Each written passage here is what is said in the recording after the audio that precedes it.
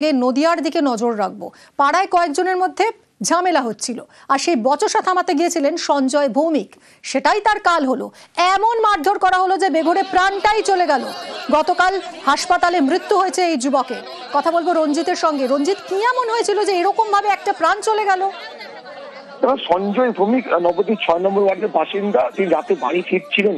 সেই সময় পাড়ারই ক্লাবের পাশে কয়েকজন যুবক নিজেদের মধ্যে অশান্তি তৈরি করে ঝামেলা করছিল এবং সেই ঝামেলা থামাতে গিয়েছিল সঞ্জয়। যদিও সেই সময় সঞ্জয় সেখান থেকে বাড়ি চলে যায়। ওই রাতে অতি বেশি রাতে সঞ্জয়ের বাড়িতে গিয়ে বেশ কয়েকজন ঘর থেকে টেনে ছিঁড়ে বার করে তাকে ব্যাপক মারধর করে এবং তাকে সেখান থেকে উদ্ধার করে নবদ্বীপ স্টেট হাসপাতালে চিকিৎসার জন্য ভর্তি করানো হলে চিকিৎসা চলাকালীন গতকাল তার মৃত্যু হয়। এই খবর ছড়িয়ে পড়তে কিন্তু এলাকায় ব্যাপক চাঞ্চল্য সৃষ্টি হয়। পরিবারের পক্ষ থেকে দাবি করা হচ্ছে। রঞ্জিত, তুমি সঙ্গে থাকো। বিজেপির অভিযোগ, এই নিহত ব্যক্তি তাকে উদ্দেশ্য প্রণোদিতভাবে মারা হয়েছে। কি বলছে বিজেপি, শুনবো। এই সঞ্জয় ভৌমিক, যিনি আমাদের বিজেপি কার্যকর্তা, তারা উদ্দেশ্য প্রণোদিতভাবে মেরেছে।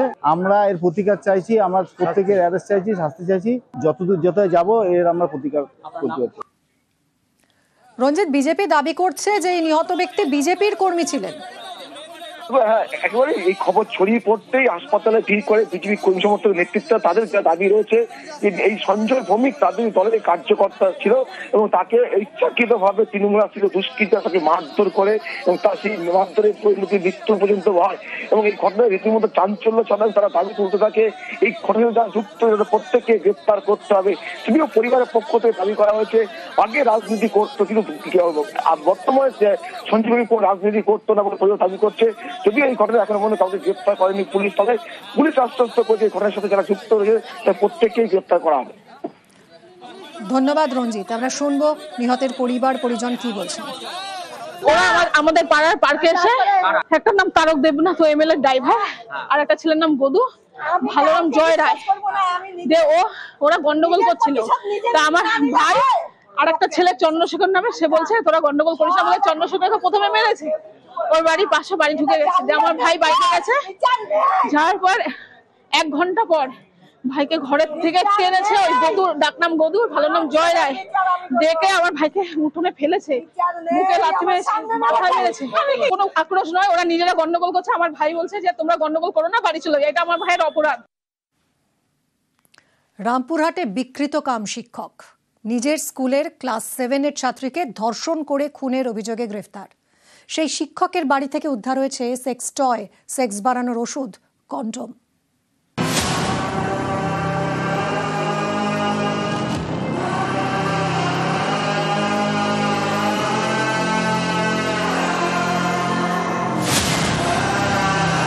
ক্লাস 7-এর আদিবাসী ছাত্রীকে ঘরে আটকে রেখে ধর্ষণ, এরপর দেহ টুকরো টুকরো করে সেচ খালে।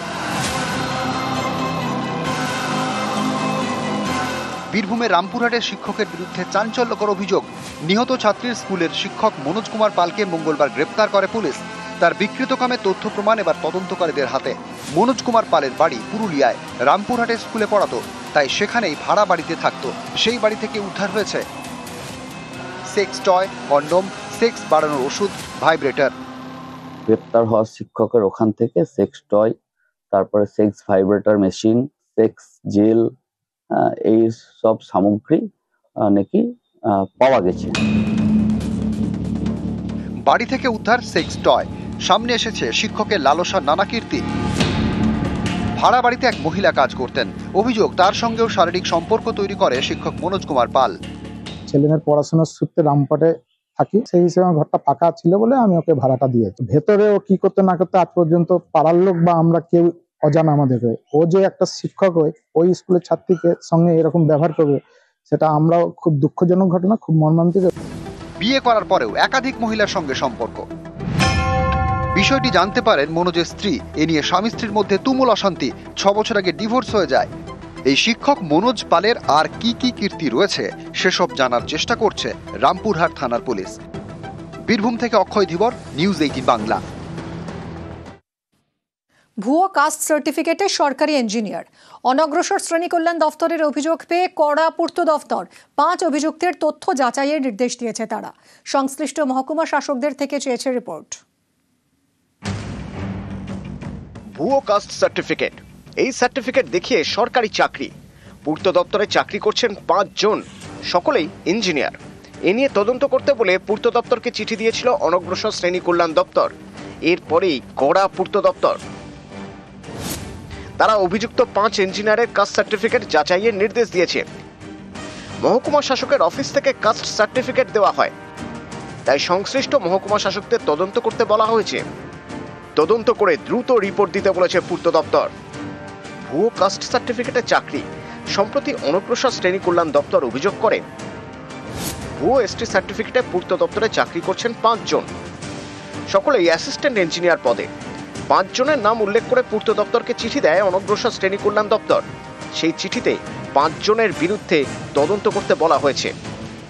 এরপরেই পদক্ষেপ পূর্ত দপ্তরের। 5 ইঞ্জিনিয়ার যেখানে থাকেন সেখানকার মহকুমা শাসকদের থেকে চাওয়া হয়েছে রিপোর্ট। এর আগে ভুয়ো কাস্ট সার্টিফিকেটে শিক্ষকের চাকরির অভিযোগ ওঠে। জাল জাতি শংসাপত্রে পুলিশের চাকরিরও অভিযোগ ওঠে। এবার ভুয়ো কাস্ট সার্টিফিকেটে পূর্ত দপ্তরের ইঞ্জিনিয়ার। অভিযোগ পেয়েই কড়া পদক্ষেপ। পূর্ত দপ্তরে এই অভিযোগ উঠে আসায় জেলাগুলিকে তদন্ত করে দ্রুত রিপোর্ট দিতে বলল পূর্ত দপ্তর। উদ্দেশ্য একটাই, যাতে অবৈধভাবে জাতিগত শংসাপত্র দিয়ে কেউ সরকারি চাকরি না করেন। ক্যামেরায় সুমন বসুর সঙ্গে সোমরাজ বন্দ্যোপাধ্যায়, নিউজ 18 বাংলা, কলকাতা। বদলি নিয়ে মামলা। আগের স্কুলে ফেরার নির্দেশ দিয়েছিল কলকাতা হাইকোর্ট। বলেছিল পূর্ব মেদিনীপুর জেলা প্রাথমিক শিক্ষা সংসদের কোনো আইনি অস্তিত্ব নেই।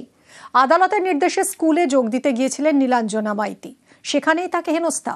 কাজে যোগ না দিয়েই বাড়ি ফেরেন। চাঞ্চল্যকর অভিযোগ পূর্ব মেদিনীপুরের এগরায়।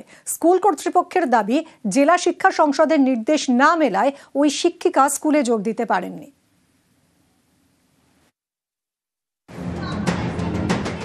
একটা সময় এই স্কুলে চাকরি করতেন নীলাঞ্জনা মাইতি।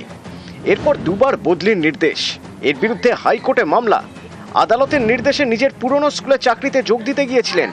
অভিযোগ, পূর্ব মেদিনীপুরে এগরায় সেই প্রাইমারি স্কুলে তাকে হেনস্থা করা হয়। প্রায় 4 ঘন্টা বসিয়ে রাখা হয়। চাকরিতে যোগ না দিয়েই বাড়ি ফেরেন। আমাকে 2টো পর্যন্ত বসিয়ে রেখেছেন। তারপর উনি বললেন যে আপনি যে কাগজপত্রগুলো নিয়ে এসছেন ওই কাগজপত্রগুলো আমাকে জমা দিন। তখন আমি সমস্ত আমার যে আবেদনপত্র এবং কোর্টের যত ডকুমেন্টস ছিল সব কিছু দিয়ে ওনার কাছ থেকে আমি রিসিভ করিয়ে নিয়ে এসেছি।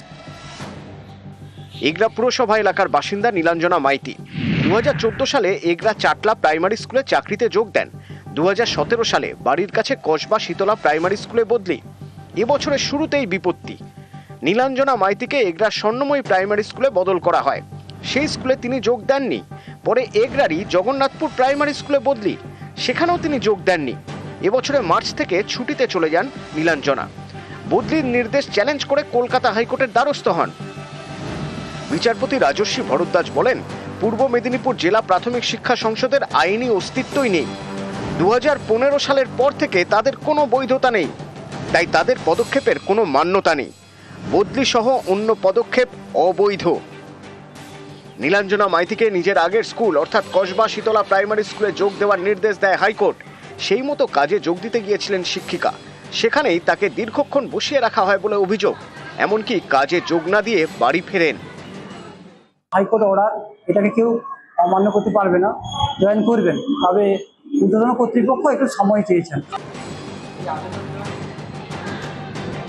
এগরা থেকে পঙ্কজ দাশরথী, নিউজ 18 বাংলা।